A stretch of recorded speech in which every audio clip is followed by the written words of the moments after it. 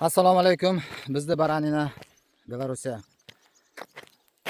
kanalimizni kuzatayotgan obunachilarimiz bugun mana dalada fermerlik jarayonini qanaqa qilib olib borishimiz haqida YouTube ga bitta yaxshi video rolik tayyorlash uchun harakat qilamiz. Xo'sh, biz Vitebsk oblast Dokshitskiy rayonda joylashgan mana shunaqa fermalarda mehnat qilyapmiz. Mana fermalarimizda turish shunaqa. O'sha auksionda sotiladigan fermalardan olingan joylarimiz. Bugun mana hozir fermaga qo'zilarni ajratganimizdan keyin bo'layotgan jarayon. Bizning komandamiz bugun qo'ylarni junini olish jarayonida. Hozir hammasini sizlarga qadrobni ko'rsatib boraman. Xo'p, bu yoqda mana bizning qo'zilarimiz saqlanyapti. Ular hozir jun olish jarayonimiz ketyapti. Qo'zilarning junini olyapmiz. Bugun hozir komandamiz menimcha obedga chiqqan shekilli. Xo'p, mana bu yoqda baytal o'tlab yuribdi. Bu Beloruskiy упражнение degan paroda. Mana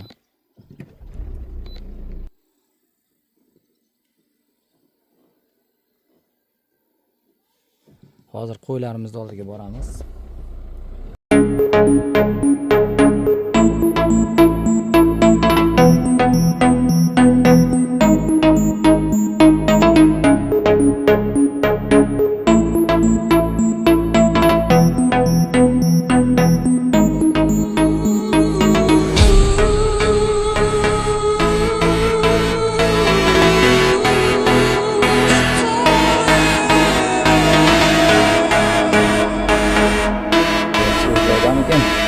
Рекс, привет!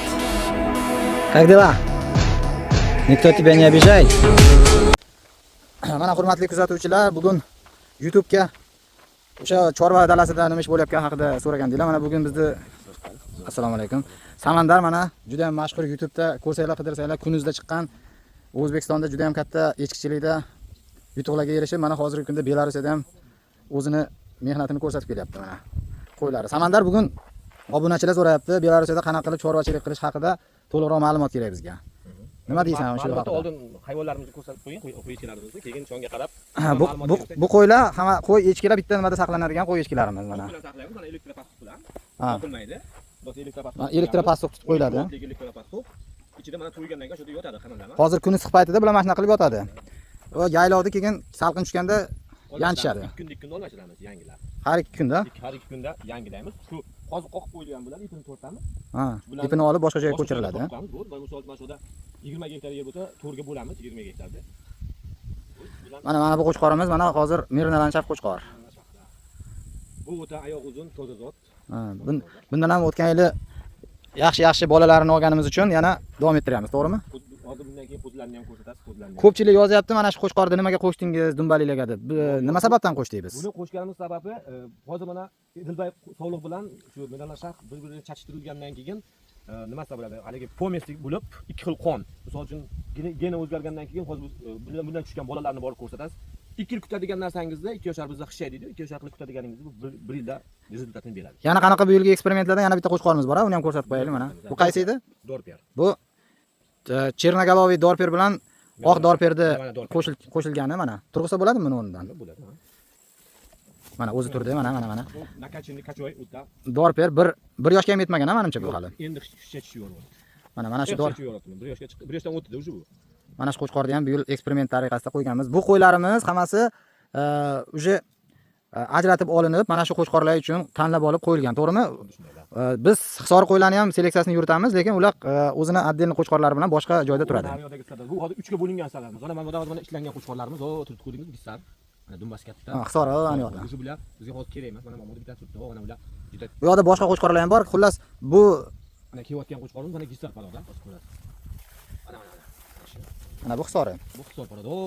Qo'ng'ir Mirnalanchafning yonida turgan ham qo'zi, u ham toza zot mana shular. Bular zoti toza. Bular hozircha bizga kerak emas, bular ishlatilmaydi.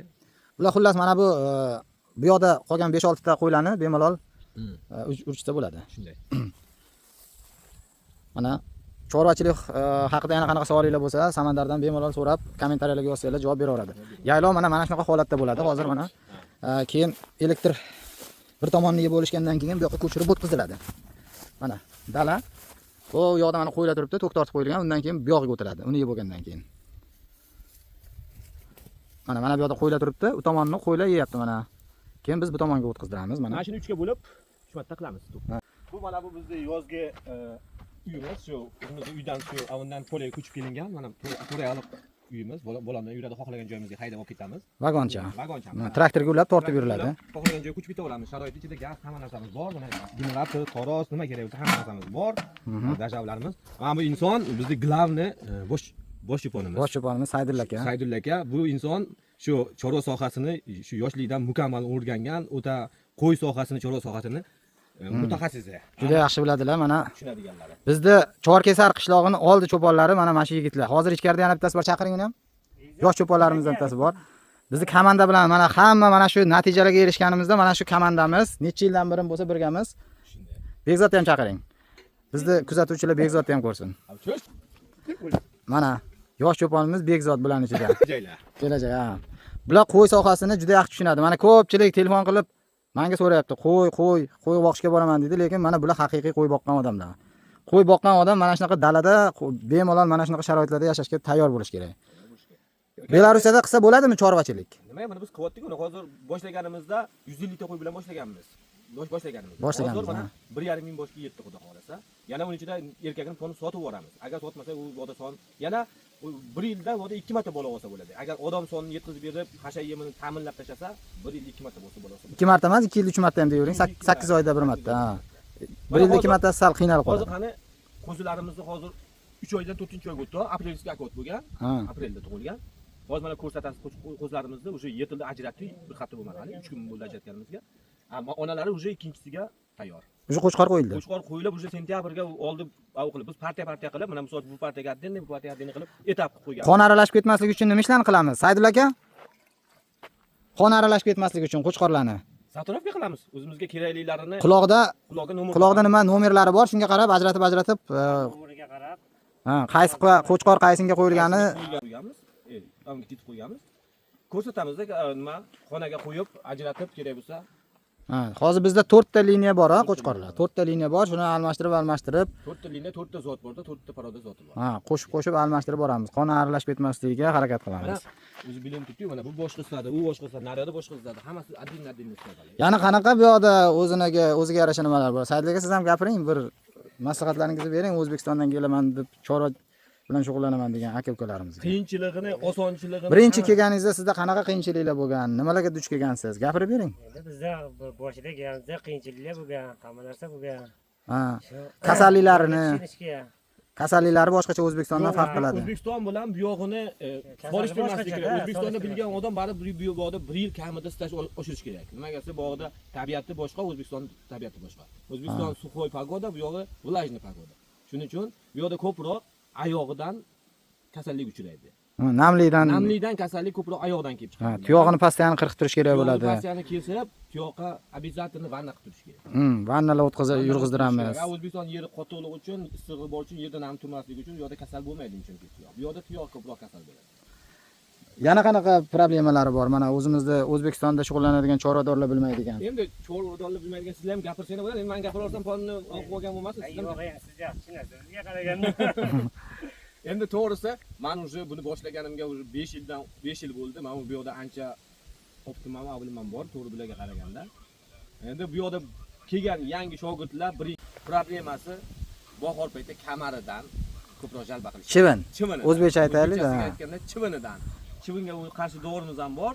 Endi dorini ko'p ham sevib xohlashmaydi. Shu chivindan 1-2 oy qiynalishadi. Shu chivindan o'tish olsa bo'ldi. Men endi mana kimlardir kurkalarda o'tirishadi. Biz mana kurkada sog'liq uchun o'tirdim, lekin biz tanani chaqmaydi. Mana ko'rdik o'qish. O'rganib ketgansizlar. Kanalachi, odamlar kanala ilonlarni so'rashyapti. Ilonlar bormi? O'zbekistonga o'xshab emas. O'rtasiga o'xshab, bu yoqning ilonlari xuddi suv ilonga o'xshab beyozor. Beyozor, chaqmaydi. Biror marta chaqmagansizlar. Kanachi? Kanasi bor, 2 xil kanasi. Bittasi shu bahor paytida, qishda haligi avvalda chiqqan paytda sezoni bor. Undan o't bo'lsa, u ham odamni chaqmayam, hayvonni chaqib bitib o'ldirib qo'yishi mumkin. Yomonlar.